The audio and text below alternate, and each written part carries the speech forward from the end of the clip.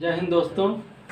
आज हम कक्षा 10 का पर्सनॉलिटी 2.3 का क्वेश्चन नंबर 2 देखेंगे और हमारे YouTube channel RKM education point by RK sir में आप सभी का स्वागत है।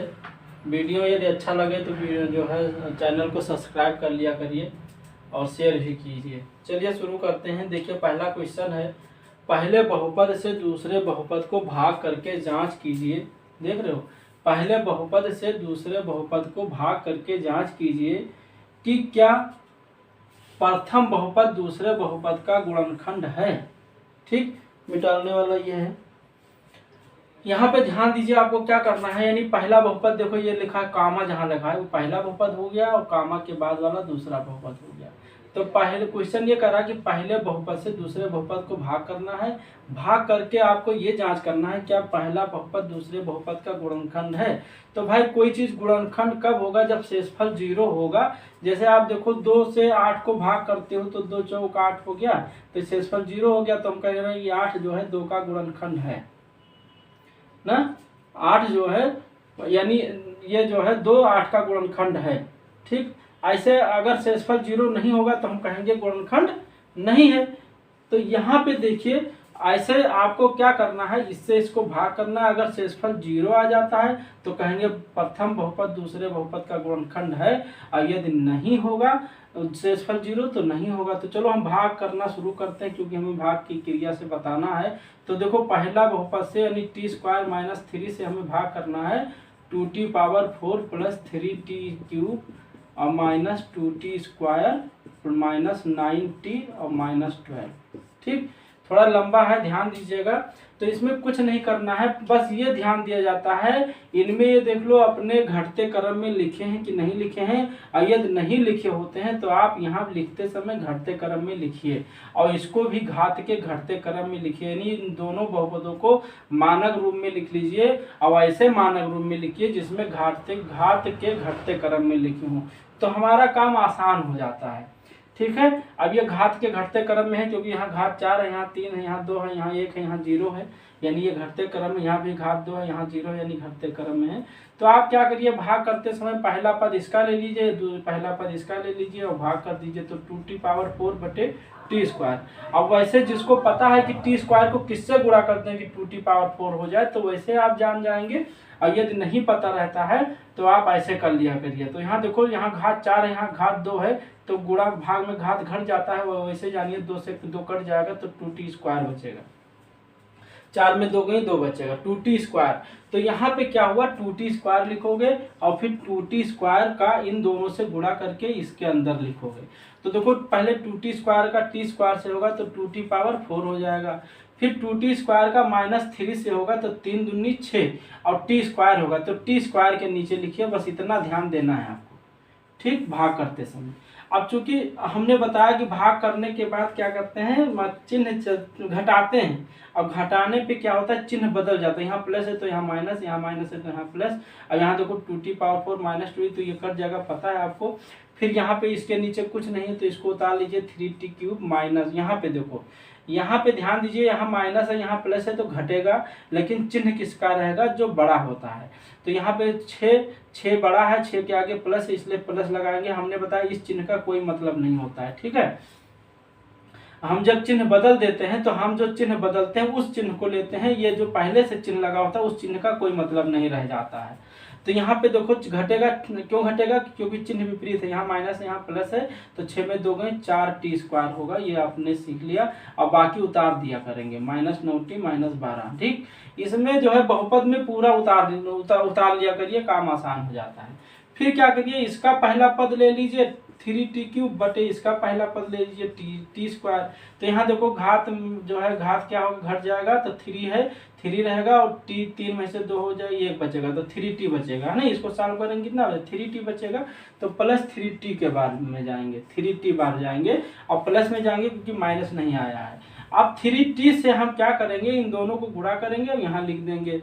तो पहले 3t का t² से होगा तो क्या होगा, 3t³ होगा। फिर 3t का -3 से होगा तो 3 त्रिका 9t, -9t हो जाएगा। तो 9t जहाँ है वहाँ लिखेंगे, t के जगह लिखेंगे यानी।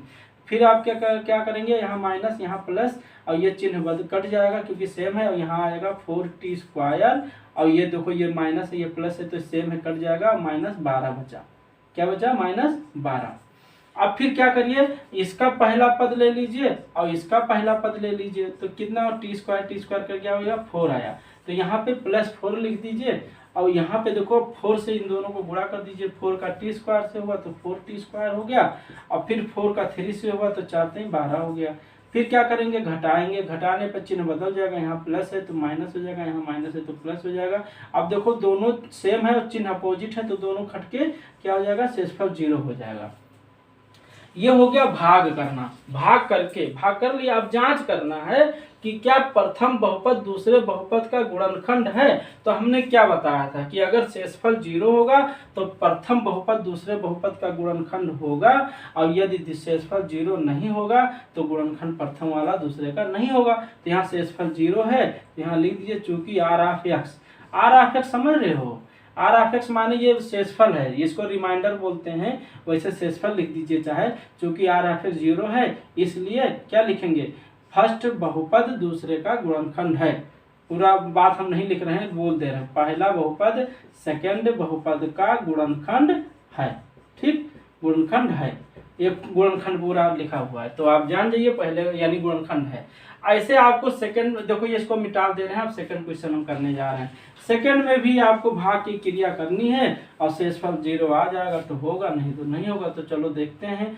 देखो x² + 3x + 1 और फिर भाग किसको करना है, इसको करना है, 3x power 4 + 5x³ - 7x² + 2x + 2। ये देखो लंबा सा क्वेश्चन है, लेकिन देखिए ये भी अपने मानक रूप में लिखा हुआ है, ये भी मानक रूप में लिखा हुआ है, तो कुछ नहीं करना, इसका पहला पद लेते जाइए और वैसे अगर आप जान जाइए तो हम वैसे लिखते चले जाएं, आप समझ में आ गया होगा। अब ऐसे देखो x² का किससे गुणा कर दें कि 3x पावर 4 हो जाए, तो किससे कर दें, 3x² से कर दें। यहाँ पे भी करने पर देखो क्या आएगा, 4 है ना, 3x² ही तो आएगा, तो 3x² का क्या करेंगे, अब इन तीनों का गुणा करेंगे और लिखते जाएंगे। 3x² का x² से होगा तो 3x² हो जाएगा, 3x पावर 4 हो जाएगा, फिर 3 3 9 x³ हो जाएगा, तो 9x³ है तो x³ लिख देंगे।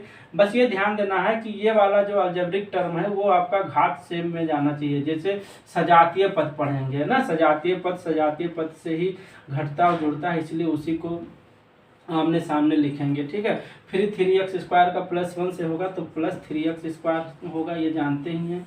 अब फिर क्या होगा, घटाएंगे, यहाँ प्लस यहाँ माइनस, यहाँ प्लस यहाँ माइनस, चिन्ह सब बदल जाएंगे, प्लस होगा तो माइनस, माइनस होगा तो प्लस।